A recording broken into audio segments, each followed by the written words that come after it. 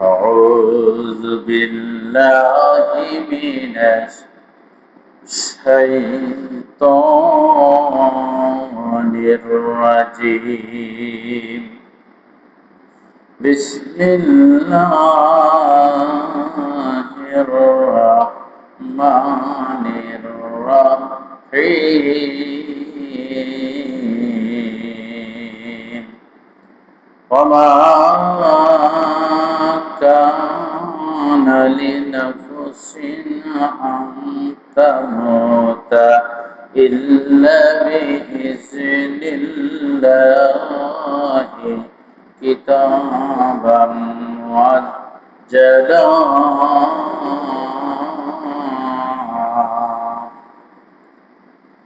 ومن يرد ثواب الدنيا نؤته منها ومن يرد ثواب الآخرة نؤته منها وسنجزي الشاكرين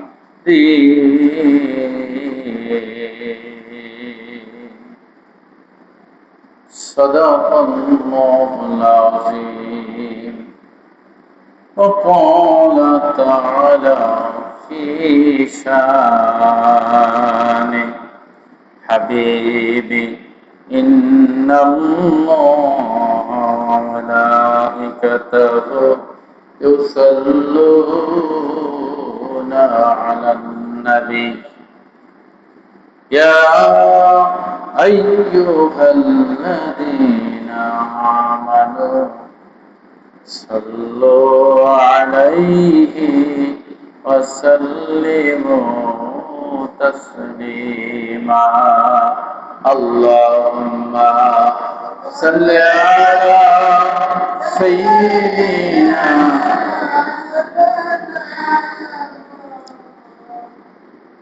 وعلى علي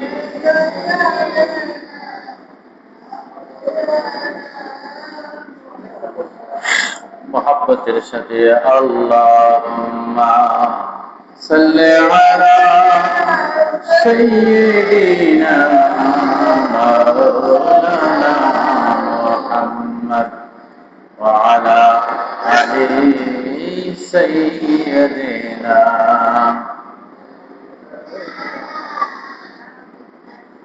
হে রাসূল তোমায় ভালোবাসি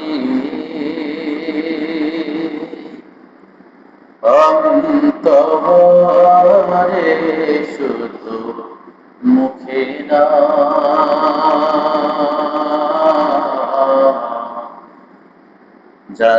জান্নাতের আশায় নয় হে রাসূল জাহান্নাম কেউ ডরি না জান্নাতের আশায় নয় হে রাসূল জাহান্নাম কেউ ডরি না আল্লাহুম্মা সাল্লি আলা সাইয়্যিদিনা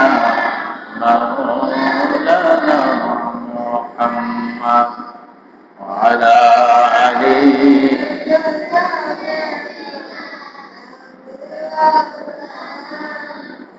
তোমায় পাবার আশায় মন ছুটে যায় মদিনা এ আশিকে দিদার দানা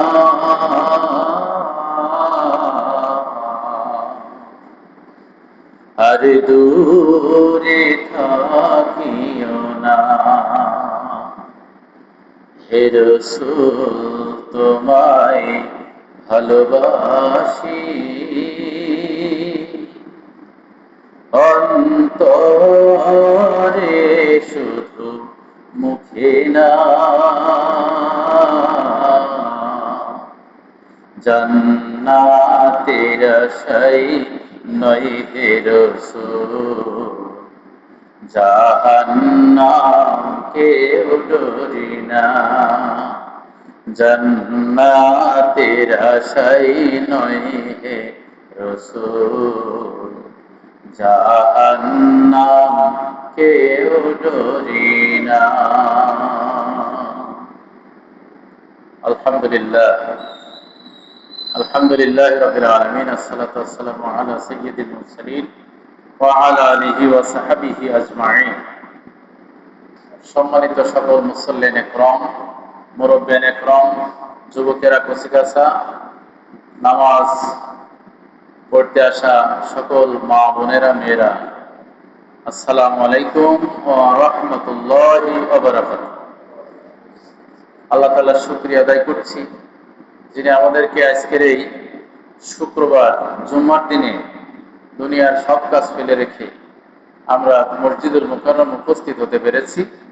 সে আল্লাহ তাআলার শানে লক্ষ কোটি শুকরিয়া আদায় করছি। সবাই মহব্বতের সাথে বলি আলহামদুলিল্লাহ। আর একটু জোরে বলি আলহামদুলিল্লাহ। প্রিয় নবীর উপরে দুরূদ ও সালাম সবাই বলি সাল্লাল্লাহু আলাইহি ওয়াসাল্লাম। প্রিয় নবীজি সাল্লাল্লাহু আলাইহি ওয়াসাল্লাম যখন মক্কা থেকে মদিনায় গেলেন, মক্কা থেকে মদিনায় গেলেন, যাওয়ার পরে মদিনাবাসীরা কিন্তু আগের থেকে খুব আপ্লুত ছিল যে আমাদের মাঝে মোহাম্মদ আসবে। মোহাম্মদ নাম শুনেছি, চোখে দেখেনি, কতই না সুন্দর মানুষ। আসলে সঠিক কথা। আল্লাহ রাসূল সাল্লাল্লাহু আলাইহি ওয়াসাল্লাম যখন মদিনায় গেলেন, তখন নারী পুরুষ যুবক আবাল বৃদ্ধা বনিতা সবাই তাকে একেবারে লাল গালিচার শুভেচ্ছা দিয়ে বরণ করে নিলেন। রসুলকে ভালোবাসেন, মোহাম্মদকে ভালোবাসেন। মুহাম্মদ সাল্লাল্লাহু আলাইহি ওয়াসাল্লাম তিনি আল্লাহ রসুল, তাই তাকে সবাই ভালোবাসেন।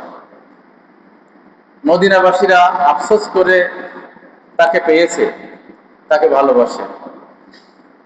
অসংখ্য মানুষের সমাগম, ভিড়, তাকে ভালোবাসে। কিন্তু একটি বছর যেতে না যেতেই যখন আল্লাহ রাব্বুল আলামিন তার উপরে ওহী অবতীর্ণ করলেন যে কাফের বেঈমানদের বিরুদ্ধে আপনি এখন সরাসরি যুদ্ধ ঘোষণা করতে হবে। তারা আপনাকে যথেষ্ট কষ্ট দিয়েছে, এখন আর কষ্টের দিন নয়, এখন সরাসরি তাদের সাথে সম্মুখ যুদ্ধ করতে হবে। মক্কায় 13টি বছর ইসলামের দাওয়াত দিলেন কোরআন দিয়ে।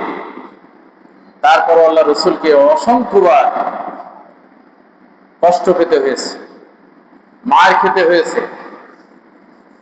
এখন আর ওই সুপি সুপি কিছু হবে না। এখন মদিনায় যেহেতু আপনি আছেন, এই মদিনার থেকেই যুদ্ধ ঘোষণা করতে হবে কাফেরদের বিরুদ্ধে। একটি বছর যেতে না যেতেই যুদ্ধ ঘোষণা হলো। সেই যুদ্ধের নাম হচ্ছে বদরের যুদ্ধ। বদরের প্রান্তরে যুদ্ধ হবে কাফেরদের বিরুদ্ধে। সেই যুদ্ধে আপনজনরা আপনজনদের বিরুদ্ধে যুদ্ধ করবে, ছেলে পিতার বিরুদ্ধে যুদ্ধ করবে, পিতা ছেলের বিরুদ্ধে যুদ্ধ করবে, বন্ধু বন্ধুর বিরুদ্ধে যুদ্ধ করবে, চাচা ভাতিজার বিরুদ্ধে যুদ্ধ করবে, ভাতিজা চাচার বিরুদ্ধে যুদ্ধ করবে। একটা কঠিন মাইলফলক বদর প্রান্তরের সেই যুদ্ধ। এমন একটা যুদ্ধ, ইসলামের প্রথম, কাফের বেঈমানদের বিরুদ্ধে ইসলামের প্রথম যুদ্ধ, এটা ছিল বদরের প্রান্তরে। আমার ভাইরা, আল্লাহ রাসূল সাল্লাল্লাহু আলাইহি ওয়াসাল্লাম বদরের যুদ্ধ যখন ঘোষণা হয়ে গেল,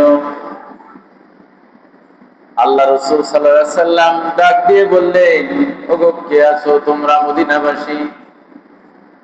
মদিনাবাসীরা, বদরের যুদ্ধ সংগঠিত হবে, ইসলামের প্রথম যুদ্ধ সংগঠিত হবে বদর নামক প্রান্তরে। তোমরা কে আছো আল্লাহর দলের লোক? কে আছো তোমরা নবীর দলের লোক? যুদ্ধে অংশ নিতে আসবে কারা কারা? দ্রুততার সাথে ছুটে আসতে হবে। অসংখ্য মদিনাবাসী যে সময় আল্লাহ রাসূল মদিনায় গেছেন, তখন তারা তাকে ভালোবেসেছেন, ছুটে এসেছেন নবীর মুখখানা একবার দেখার জন্য, ছুটে এসেছেন নবীর মুখের কথা একটিবার শোনার জন্য। ভালোবেসে অনেকেই অনেক ভাবে আল্লাহ রাসূলকে সংবর্ধনা দিয়েছেন। হাতে গুনতে গেলে সেই সময় হাজার হাজার মদিনাবাসী, নারী পুরুষ শিশু দিয়ে সবাই নবীকে ভালোবেসেছেন, কথা শোনার জন্য এসেছেন। যখনই বদরের প্রান্তরে যুদ্ধ হবে, যুদ্ধের জন্য যখন নবী ডাক দিলেন, তখন শুধুমাত্র হাতে গোনা 313 জন লোক ছাড়া আর কাউকে তিনি পেলেন না। মুখে ভালোবাসা যায়, অন্তরেও ভালোবাসা যায়, কিন্তু সেই ভালোবাসার বাস্তব প্রয়োগ যখনই এসে যায়, তখন তার আসল ঈমানের পরিচয় পাওয়া যায়। আসল ভালোবাসাটা যদি পেতে হয়, তাহলে বাস্তবধর্মী ভাবেই পাওয়া লাগে। বাস্তব জীবনে পরীক্ষার সম্মুখীন যদি হওয়া যায়, তাহলে তার আসল ভালোবাসা ফুটে ওঠে। যখনই বিপদের সময় যুদ্ধে যাওয়া লাগবে, যুদ্ধের থেকে ফিরে আসবো কি আসবো না জানি না, যুদ্ধক্ষেত্র থেকে প্রাণ নিয়ে ফিরতে পারবো কিনা তাও জানি না, এইরকম অবস্থা যখন শুরু হয়েছে, তখন যারা ভালোবেসেছিল তারাও ঘরের কোনায় বসে বসে লুকায়িত ছিল, তারা আর বেরোয় না।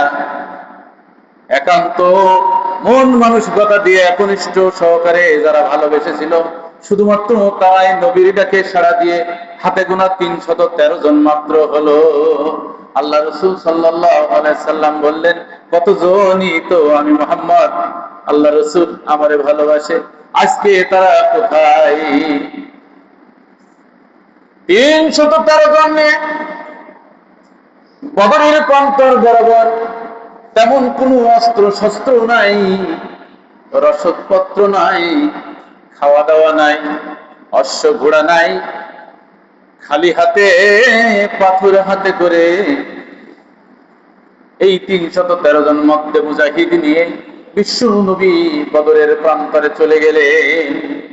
অপর প্রান্তে তার আপন চাচারা, আপন বন্ধু বান্ধব, আপন গোষ্ঠীর লোকজন মুহাম্মদের বিরুদ্ধে যুদ্ধ করার জন্য 1000 সৈনিক জোগাড় করেছে।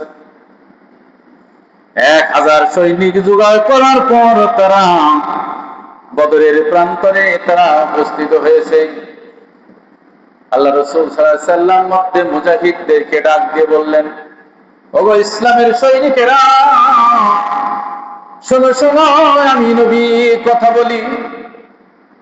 আজ যে যুদ্ধ পরিচালিত হবে, সেই যুদ্ধ বড় মর্মান্তিক। ইসলামের প্রথম যুদ্ধ বদরের যুদ্ধ। এই যুদ্ধের সন্তান পিতার বিরুদ্ধে যুদ্ধ করবে, পিতা সন্তানের বিরুদ্ধে যুদ্ধ করবে, এইরকম আপনজনদের বিরুদ্ধে যুদ্ধ করা লাগবে। শোনো শোনো, তোমরা যারা আল্লাহকে ভালোবেসে, রসুলকে ভালোবেসে আল্লাহর আদেশ মোতাবেক মধ্যে মুজাহিদ হয়ে যুদ্ধক্ষেত্রে এসেছো, তোমাদের যুদ্ধ করতে গিয়ে আপন জনদের দেখে যেন মায়ার উদ্রেক না ঘটে। মায়ায় পড়ে, মমতায় পড়ে যেন তাদের বিরুদ্ধে যুদ্ধ করতে করতে তুমি যেন নিস্তেজ হয়ে না যাও। তুমি মনে করবে যে ইসলামের চরম দুশমন, চূড়ান্ত দুশমনদের বিরুদ্ধে আমি যুদ্ধ করছি, সেটা ছেলে হোক আর বাপ হোক, বন্ধু হোক আর বান্ধব হোক, এইভাবেই তোমরা যুদ্ধ পরিচালনা করবে। আল্লাহ রাসূল সাল্লাল্লাহু আলাইহি সাল্লামের কথা শুনলেন, আর তখন তারা বললেন, ওমা কানা কওলাহুম ইল্লা রব্বানা গফির লানা ওয়া যুনুবানা ওয়া ইসরাফানা ফি আমরিনা وثبت أقدامنا وانصرنا على القوم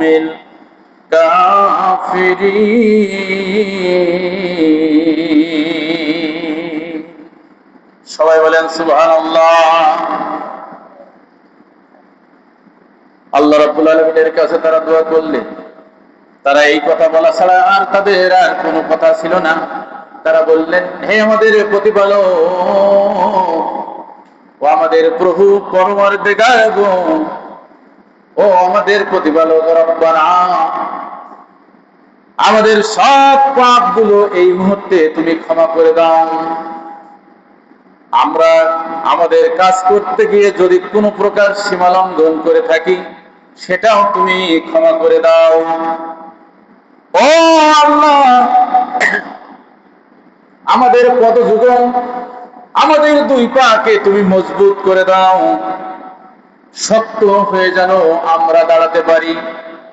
উত্তপ্ত বালুকার উপরে, বালির গাদার উপরে, মরুভূমির বুকে বালি, সেই বালিতে পা শক্ত ভাবে দাঁড়ানো যায় না।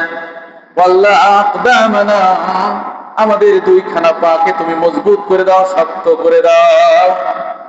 ওয়ানসুরনা আলাল কওমিল কাফিরিন, আর কাফেরদের উপরে তুমি আমাদেরকে সাহায্য করো।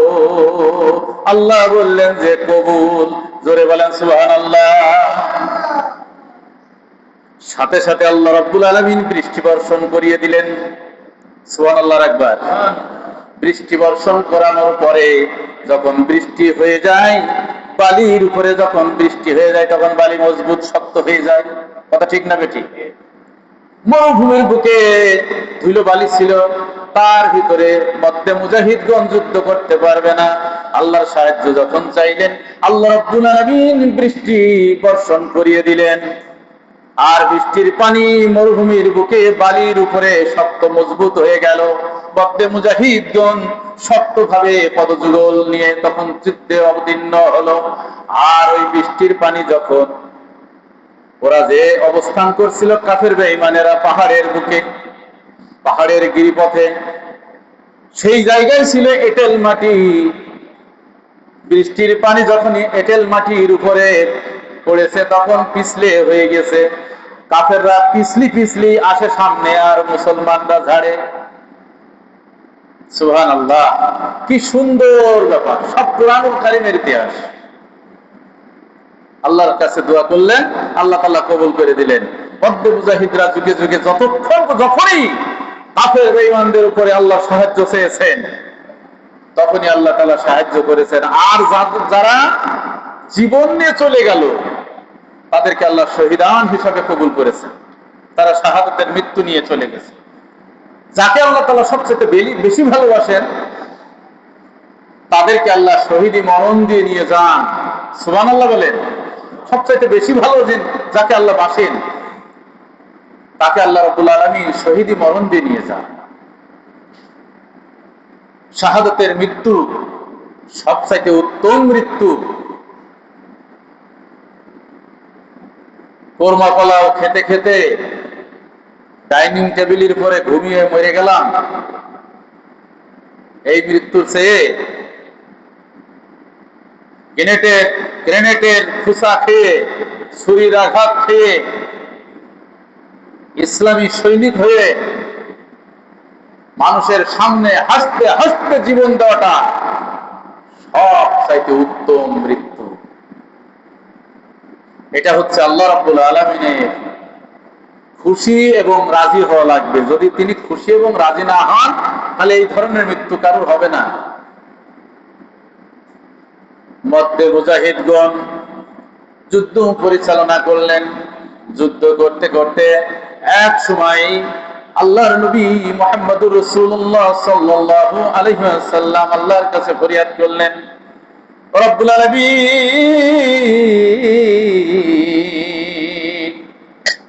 মাত্র ৩১৩ জন মধ্যে মুজাহিদ নিয়ে এসেছিল, আল্লাহ, হাজার সৈনিকের বিরুদ্ধে তাদের অশ্ব আছে, ঘোড়া আছে, অস্ত্র শস্ত্র আছে, লোক বল আছে, তাদের শক্তি সাহস আছে, আল্লাহ আমাদের কিছুই নাই, শুধুমাত্র ইমানি শক্তি নিয়ে তোমার এই যুদ্ধক্ষেত্রে উপস্থিত হয়েছি।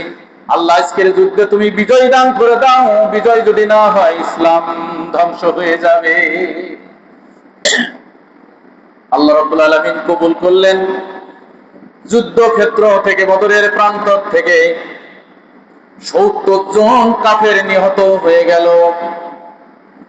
মুসলমানদের ১৪ জন মধ্যে মুজাহিদ শাহাদাত বরণ করল। কাফের বেঈমানরা ৭০ জন গ্রেফতার হয়ে গেল, বন্দী হয়ে গেল। আল্লাহ রাব্বুল আলামিন ইসলামকে বিজয় করে দিলেন। ইসলামের পতাকা, কালিমার পতাকা পক পক করে উঠতে লাগলো। মদিনায় সারা জেগে গেল, সারা বিশ্বে সারা জেগে গেল। ইসলামের সৈনিকরা বিজয় লাভ করেছে। আল্লাহ রাব্বুল আলামিন বলেছেন, ফালা তাহিনু ওয়া তাদউ ইলাস সালমি, কাফেরদের সাথে তোমরা আপোষ করবা না, তোমরা সাহসও হারাবে না, নিরাশও হবে না, তোমরা আপোষও করবে না কাফেরদের সাথে। ওয়া আনতুমুল আলাউনা, তোমরাই হবে বিজয়ী। সুবহানাল্লাহ বলেন, তোমরা বিজয়ী হবে। আল্লাহ তাআলা বলে দিয়েছে মুসলমানরা বিজয়ী হয়েছে। আল্লাহ রাসূল সাল্লাল্লাহু আলাইহি ওয়াসাল্লাম বিজয়ের বেশে বদরের প্রান্তর থেকে মদিনায় ফিরে আসলেন। কালেমা ইসলামের পতাকা উড়াতে উড়াতে মদিনায় ফিরে আসলেন। ওই যুদ্ধে আবু জাহেলের মতন দাগামার্কা কাফের নিহত হয়েছিল। সুবহানাল্লাহ বলেন, তাও ছোট ছোট বাচ্চাদের হাতে, ওই বদরের প্রান্তরে। প্রিয় ভাইরা আমার আলোচনা ছিল এই কারণে যে যারা নিজের দিকে তাকায় না, সত্য প্রতিষ্ঠার সংগ্রামে বাংলার সার্বভৌম রক্ষার জন্য যারা ৭১ যুদ্ধ করেছে তারাও শাহাদত বরণ করেছে, যারা ২৪ যুদ্ধ করেছে তারাও শাহাদত বরণ করেছে। তারা পিছন ফিরে তাকায়নি, ওই বদরি সাহাবীর মতন পিছন ফিরে তারা তাকায়নি। আমার পিছনে কি আছে? মা আছে না, বাবা আছে না, সন্তান আছে। সন্তান ডাক দিয়েছে, তবুও সেদিকে না তাকিয়ে সামনে অগ্রসর হয়ে তারা সত্য প্রতিষ্ঠার সংগ্রামে নিজের বুক চিকিয়ে, বুলেট বুকে বিদ্ধ করে তারা শাহাদত বরণ করেছে।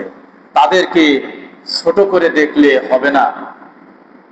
যুগে যুগে ইসলামের সৈনিকেরা যেভাবে শাহাদত বরণ করেছে, বর্তমানেও সারা বিশ্বের মুসলমানের বিভিন্ন অংশে, বিভিন্ন জায়গায়, বিভিন্ন দেশে, বাংলার জমিন পর্যন্ত তারা ইসলামের সৈনিক হয়ে তারা জীবন বিলিয়ে দিচ্ছে।